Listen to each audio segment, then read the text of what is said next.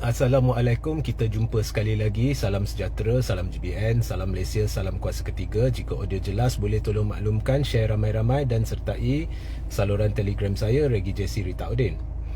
Baru sebentar tadi saya membuat satu live, dan di dalam live itu saya menyebut berkenaan dengan kenyataan gerakan, parti gerakan yang secara tidak langsung telah mengaku bahawa maklumat di dalam laman web Liberal International Organisation adalah sahih, di mana di dalam laman web tersebut logo parti gerakan telah disertakan di dalam senarai ahli berstatus ahli pemerhati, dan gerakan telah mengesahkan secara tidak langsung kesahihan itu apabila setiausahanya telah memberitahu bahawa parti gerakan membantah sekeras-kerasnya sokongan Liberal International terhadap Israel, dan telah memberitahu bahawa jika Liberal International tidak menarik balik sokongan terhadap Israel, maka gerakan akan tarik balik keahlian dia sebagai pemerhati.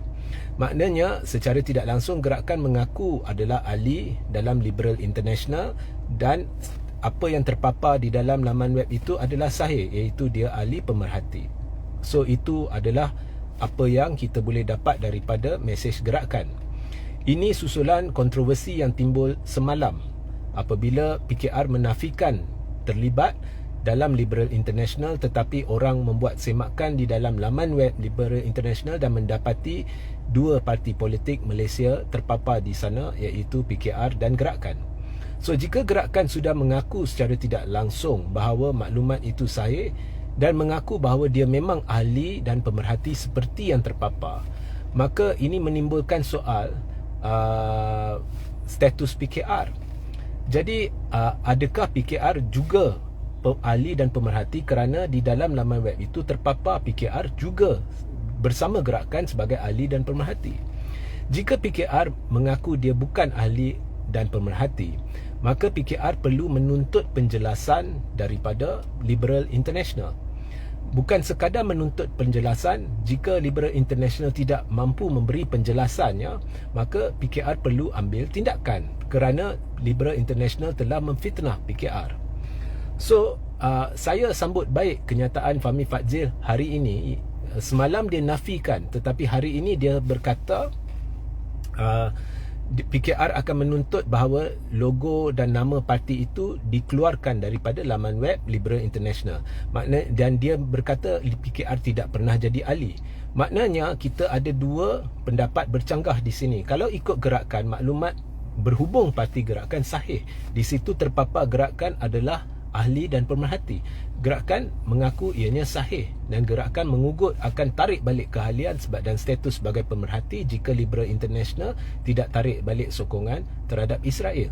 Manakala itu PKR pula berkata secara tidak langsung, PKR berkata menerusi Fahmi Fadzil bahawa maklumat itu tidak benar. PKR bukan ahli di dalam Liberal International.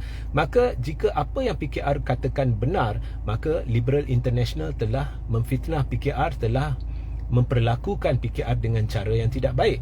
So Fahmi Fadzil telah saya sambut baik, dia kata dia akan tuntut logo dikeluarkan, tetapi itu tidak cukup. PKR secara rasmi perlu menuntut penjelasan daripada Liberal International. Mengapa awak berbuat demikian kepada kami? Jika tidak ada penjelasan, maka perlu ambil tindakan atau dilihat mengambil tindakan. Okey. Dan namun Fahmi Fadzil telah mengulangi di dalam kenyataan dia hari ini bahawa ada percubaan sengaja oleh pihak untuk mengaitkan dan sebagainya. Itu is nonsense, itu mengarut. Sebab bila benda tu dah ada, jangan tuduh bukan-bukan kat pihak mana-mana pihak. Sebab orang memang curious. Sebab PKR adalah sebahagian daripada parti pemerintah. Malaysia mengaku bersolidariti bersama Palestin. Jadi orang curious, why is this happening? Jangan beremosi dan menuding jari bukan-bukan, sedangkan perkara itu sebenarnya PKR yang perlu jelaskan kepada rakyat. So itu nasihat saya kepada Fahmi Fadzil. You cannot just go and hit out at people yang bertanya. Ya. Dan lagi selepas penafian anda, lagi anda sendiri telah mengujar rakyat untuk pergi cari.